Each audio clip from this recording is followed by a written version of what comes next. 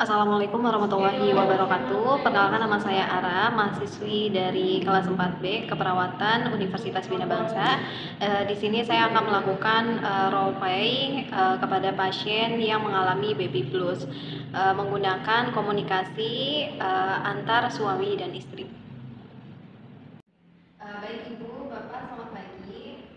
Pagi. Ibu, gimana kabarnya hari ini sama Bapak? Baik. Bapaknya? Oh, baik juga ya Pak ya. Baik, Bapak itu tadi sebelumnya udah komunikasi dulu ya sama saya. Boleh diceritain Bu kenapa gitu Bapak sama Ibu datang ke sini? Jadi saya kan nikah muda ya, usia 3 tahun, dan ini baru melahirkan anak pertama. Kesini tuh udah 5 hari, tapi saya kayak ngerasa gimana ya, kehadiran anak saya tuh beban banget buat saya. Yang tadinya saya tidurnya nggak pernah terganggu dan bangun juga sesuka hati saya. Yang tadinya saya sering hangout sama teman-teman saya, jalan-jalan sama teman saya, sekarang saya harus ngurusin anak saya. Nah, terus juga selesai operasi sesar kemarin, kayak perubahan badan saya tuh kelihatan banget. Kayak perut saya makin besar, terus payudara saya makin lonjong. Saya nggak nyaman dengan kondisi saya sekarang. Oh iya Ibu, saya paham ya Bu ya, apalagi kita semua perempuan gitu. Eh, Nanti saya jelasin dulu. Nah, itu tuh perasaan yang Ibu alamin emang udah ada di dalam diri Ibu ya Bu ya, karena mungkin wajar Ibu kayak merasa kelelahan kayak habis melahirkan gitu.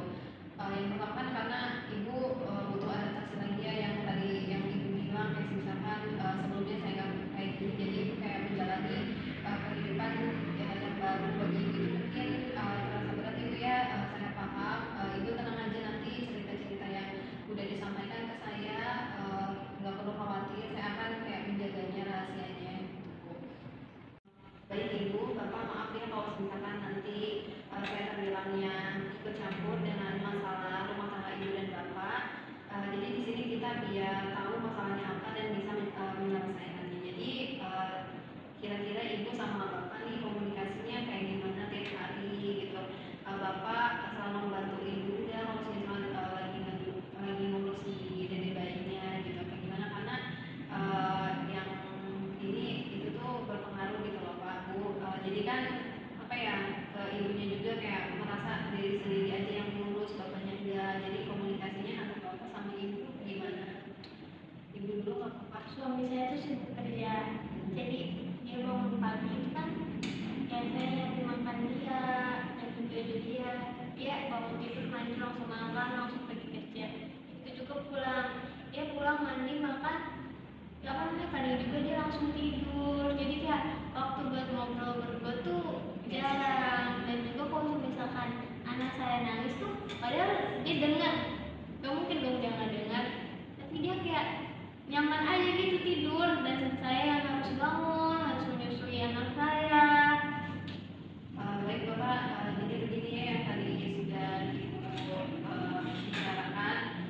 Yang pertama itu Bapak seharusnya selalu membantu Ibu, karena kan yang pertama itu wajar Ibu merasa lelah, karena kan mengurus bayi itu nggak mudah ya Pak ya.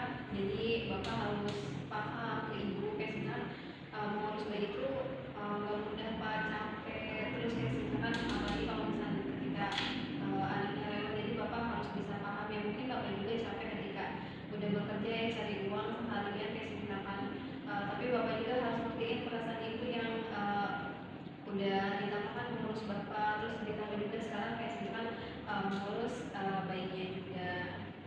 Jadi nanti Bapak sama Ibu kayak harus lebih ngobrol lagi, kayak misalkan biar apa ya, benar-benar saling introspeksi diri, kayak misalkan di mana salahnya masing-masing kayak gitu. Nanti untuk dampaknya itu ke depannya uh, apa ya, sangat bahaya gitu loh Pak. Nah untuk ibunya juga, ibunya pasti apa ya, merasa sedih, nangis, terus ngerasa kayak misalkan sendirian terus mudah tersinggung.